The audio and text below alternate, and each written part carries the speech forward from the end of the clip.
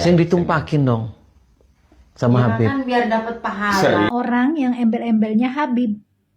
Bisa-bisanya lu bilang itu biar dapat pahala.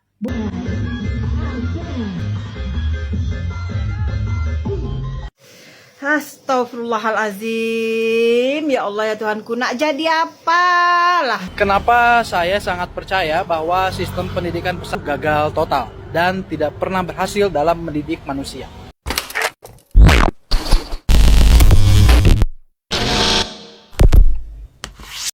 Hai, halo geng. Assalamualaikum warahmatullahi wabarakatuh. Berjumpa kembali dengan saya Zainal Satori. Sebelum video ini saya mulai, gimana kabarnya kalian semua? Semoga semua yang menonton video ini baik-baik saja, dimurahkan rezekinya, selalu berpikiran yang positif dan dijauhkan dari mara bahaya oleh Tuhan yang Maha Esa. Selamat menjalankan ibadah puasa bagi yang menjalankannya, dan semoga di bulan suci Ramadan ini semua orang yang tengok video ini semoga diberkati, dirahmati, hidupnya berkah, mendapatkan rezeki yang berlimpah karena doa-doa di bulan suci Ramadan ini, geng. Begitu banyaknya budaya-budaya yang dibungkus dengan agama di negara Konoha ini, geng. Bahkan wanita Indonesia yang bekerja di Malaysia ini merasa malu tengok video dan ini, merasa harga diri wanita Indonesia itu diinjak-injak oleh orang Indonesia sendiri. Sing ditumpakin dong sama Habib. Kan biar dapat pahala. Saya nggak tahu pastinya video ini hanya semata-mata konten apa real video yang direkam dan sengaja diupload ke media sosial. Kalau konten itu bisa menjadi fitnah untuk agamamu karena orang itu memakai embel-embel agama, ya. Kalau itu betul, ya, memang harus dikedepankan dengan hukum, ya. Orang-orang kayak gini ini harus dikuliti dengan ceramah-ceramah agama lagi, ya. Aduh, anaknya udah jelas-jelas jadi korban pelecehan, ya, bukan dengan orang lagi. yang embel-embelnya Habib. Bisa-bisanya lu bilang itu biar dapat pahala, Bu. Aduh, nggak tahu lah mau ngomong apa, ya, karena videonya itu nggak jelas, separuh aja, ya. Lain kali kalau naruh video itu yang jelas, jangan sampai jadi fitnah untuk agama kamu sendiri. Astagfirullahaladzim, saya ini bukan orang yang baik, pendosa juga, tapi nggak butek-butek amat, ya. Aduh. Video itu berbahasa Jawa, geng. Otomatis hal ini terjadi di Jawa. Nah, saya pun juga orang Jawa. Saya pun malu dengan hal ini. Tapi saya kurang pasti ini tepatnya di Jawa bagian mana. Karena Jawa itu luas juga, geng. Tengok, geng. Hanya mengaku-ngaku Habib, ya.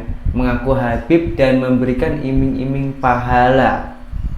Boleh menunggangi anak gadis, geng. Gila ini. Saya rasa bukan Habibnya saja ini yang bodoh, termasuk yang ditunggangi termasuk orang yang paling bodoh. Karena harga diri seorang wanita itu harus dijaga dengan betul-betul. Kalau hanya diiming-imingi dengan pahala lalu mau ditunggangi, waduh, semurah itu kah harga diri wanita Indonesia?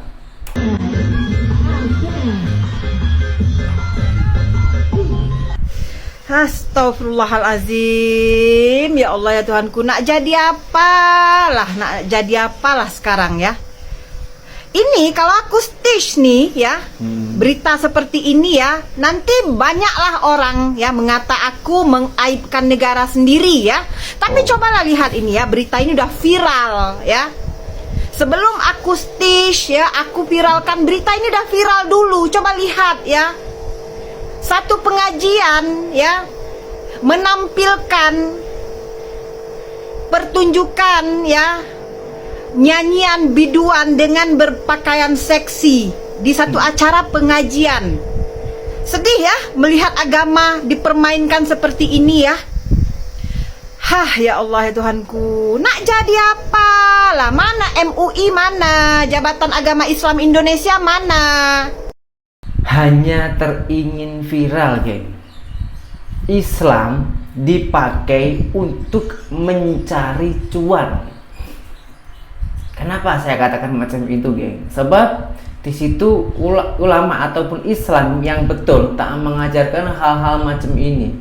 Kalau ini merasa bangga dan direkam sama orang, lagi-lagi ditambahin biduan wanita yang membuka auratnya berjoget-joget di panggung di saat ada penceramah.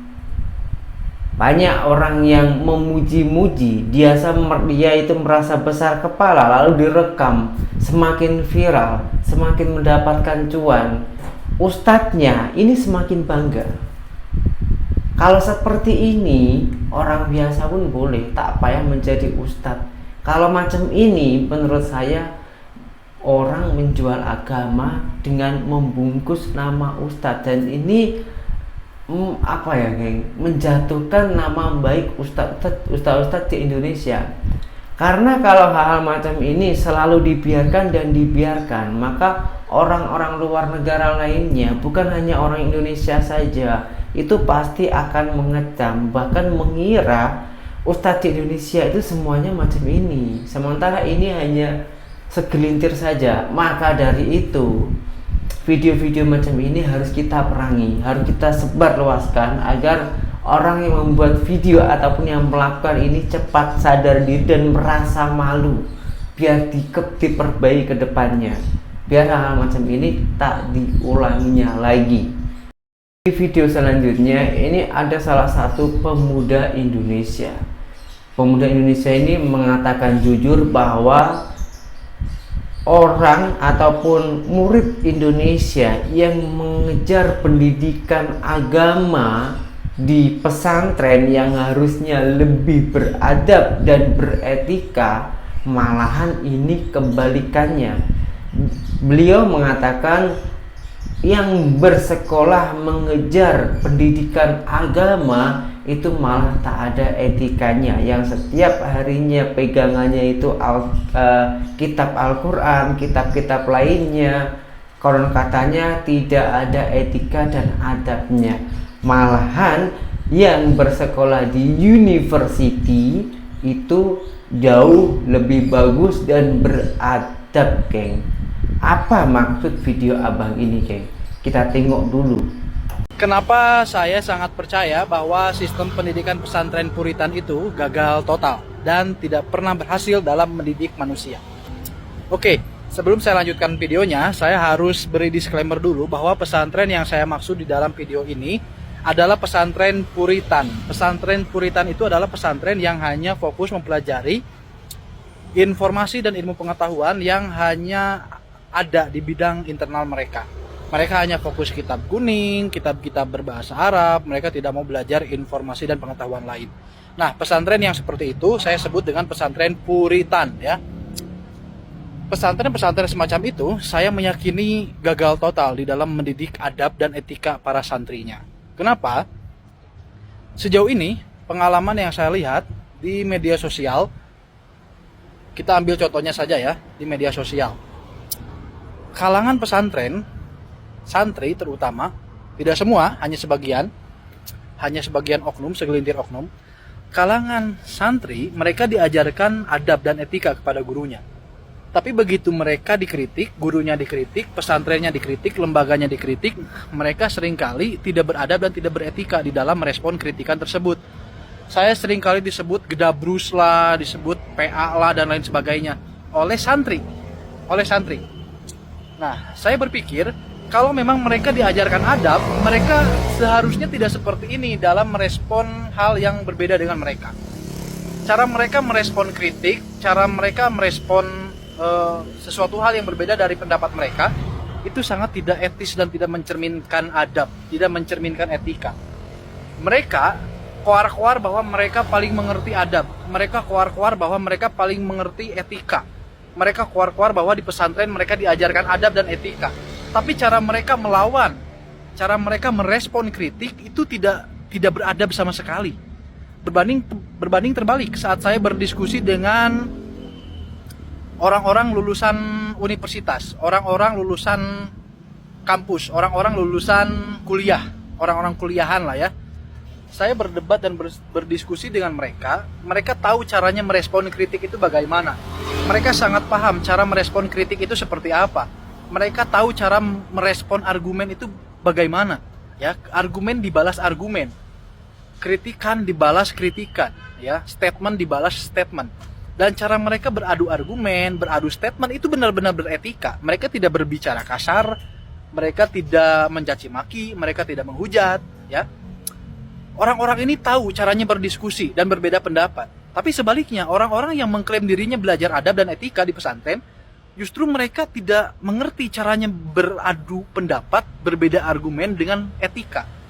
Mereka tidak mengerti caranya berdiskusi dengan etika. Mereka tidak mengerti caranya merespon kritik dengan etika. Saat saya mengkritik mereka, mereka mencaci maki, mereka menghujat, mereka menghina, mereka merendahkan.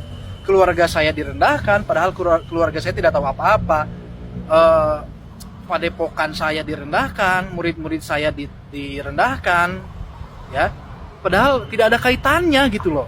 Nah, makanya di sini saya mulai paham bahwa pesantren Puritan, pesantren yang koar-koar adab, etika, kitab kuning, mereka sebenarnya gagal dalam mengajarkan para santrinya.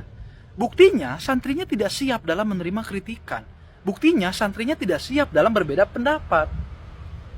Berbanding terbalik dengan orang-orang akademisi, berbanding terbalik dengan orang-orang yang dididik di dalam ruang lingkup kampus, ruang lingkup universitas. Mereka jauh lebih sopan, mereka jauh lebih beretika dalam merespon kritikan. Tapi orang-orang yang belajarnya di pesantren Puritan, orang-orang yang belajarnya kitab kuning terus, orang-orang yang mengklaim mereka paling mengerti soal adab, saya sama sekali tidak melihat adab yang baik dalam diri mereka. Terutama saat merespon kritik, saat merespon saran. Mereka tidak beradab saat merespon argumen orang lain. Mereka tidak beretika saat merespon statement orang lain. Sehingga saya semakin yakin bahwa pesantren-pesantren ini gagal dalam mendidik para santrinya. Buktinya saat mereka dikritik, mereka tidak membalas dengan argumen yang berbobot. Mereka tidak membalas dengan statement yang berbobot. Statementnya sampah semua, kosong semua. Ya, saya mengkritik mereka, saya malah disuruh ngaji lagi. Saya mengkritik mereka, saya malah disebut gedabrus. Saya mengkritik mereka, mereka malah menghina saya.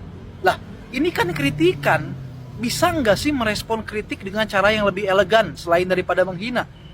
Nyatanya mereka tidak pernah merespon kritikan saya dengan sesuatu hal yang berbobot. Ya, sehingga saya mulai berpikir, jangan-jangan sepertinya pesantren-pesantren ini, tidak semua ya, pesantren Puritan, pesantren-pesantren yang oknum saja, tidak semua. Mereka sepertinya gagal deh dalam mendidik para santri. Mereka gagal total, karena buktinya santri-santrinya munafik. Munafik. Coba lihat di pesantren kayak yang iya tunduk-tunduk, cium tangan bolak-balik, jalan bebek, jalan mundur, kayak yang iya gitu loh. Padahal mereka di media sosial seperti orang yang tidak tahu etika. Di media sosial mereka seperti orang yang tidak tahu tata krama. Mereka suka menghina, melecehkan, merendahkan orang yang tidak sependapat dengan mereka. Ya, mereka terlihat beretika, padahal sebenarnya mereka tidak beretika. Itu hanya pura-pura saja, itu hanya tuntutan sosial saja. Para santri itu mencium tangan kiainya, jalan mundur, mereka jalan bebek, mereka pura-pura takdim, mereka adab etika. Itu hanya kemunafikan, itu hanya munafik dan tuntutan sosial saja. Sebenarnya mereka sendiri pun tidak seperti itu. Hanya karena teman-teman dan lingkungan mereka cium tangan kiai, ya mereka juga ikut-ikutan cium tangan kiai. Padahal sebenarnya mereka juga apaan sih gitu loh. Itu ya yang saya pahami. Nah, sekali lagi semua yang saya ucapkan di sini itu hanya pengalaman saya pribadi. Mungkin pengalaman saya bisa salah. Mungkin pengalaman saya kurang jauh. Mungkin ngopi saya kurang kental, ya. Jadi silakan saja buktikan ucapan saya, silakan Anda lakukan riset di lapangan. Apakah benar para santri Puritan, santri-santri alumni Puritan itu benar mengerti adab atau tidak? Karena sejauh yang saya alami, para santri yang tidak mengerti adab itu, para santri yang pura-pura dan sok ngerti adab itu biasanya santri-santri yang dididik di pesantren yang kurang mapan, kurikulumnya tidak jelas.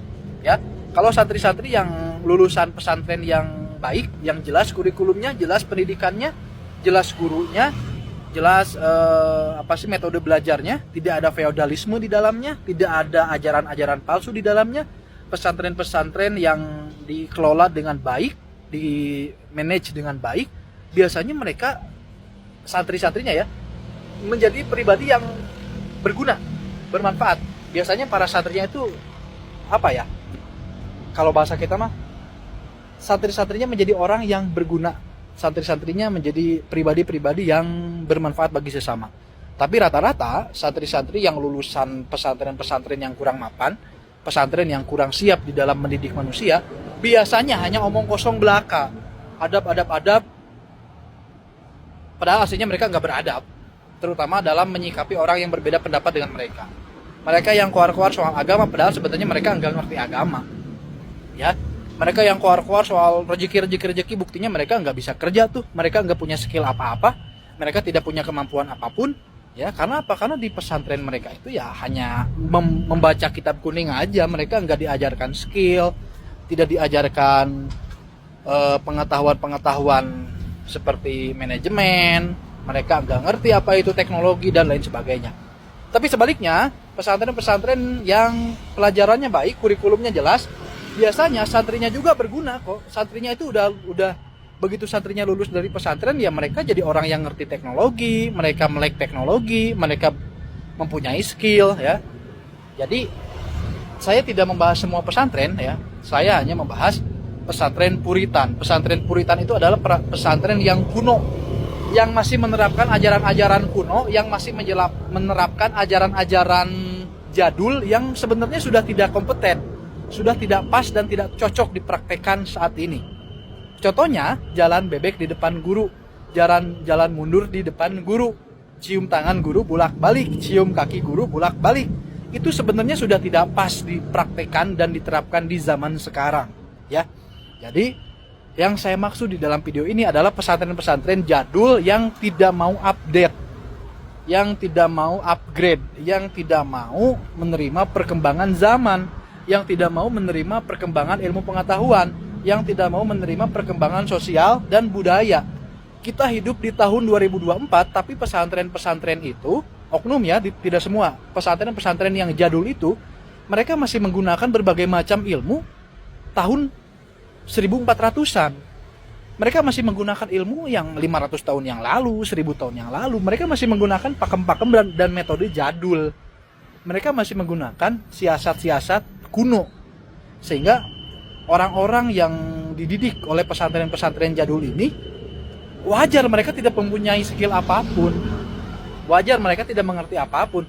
Ya karena mereka selama ini dididik dengan metode kuno. Jadi teman-teman lulusan pesantren jangan tersinggung ya, karena saya tidak membahas semua pesantren. Yang saya bahas di sini, yang saya kritik di sini adalah pesantren-pesantren yang kuno dan jadul, serta oknum-oknum pesantren yang tidak mau membuka diri dari hal-hal lain di luar pengetahuan mereka. Mereka tidak mau membuka diri, mereka tidak mau berkembang, mereka tidak mau update, mereka tidak mau upgrade. Nah, orang-orang inilah yang saya maksud. Jadi saya tidak bermaksud untuk merendahkan semua pesantren, karena saya tahu kok. Saya tahu banyak sekali pesantren yang modern, ya, yang bagus banyak. Dan yang saya kritik saat ini adalah pesantren-pesantren yang jadul, yang masih menerapkan perbudakan, feodalisme, masih menerapkan hal-hal kuno yang sudah tidak cocok dengan zaman sekarang. Wah, pening geng, pening, makin lama makin panas. Oke lah geng ya, kita tutup di sini saja. Tapi untuk sebagai penutupan, kita ada kemeriahan kembali Ramadan tahun ini di saat sahur.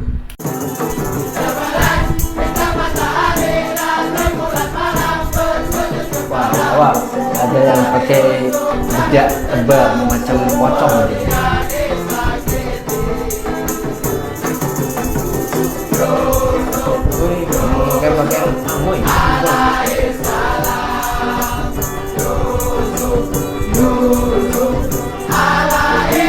Oh, ternyata ngamen geng.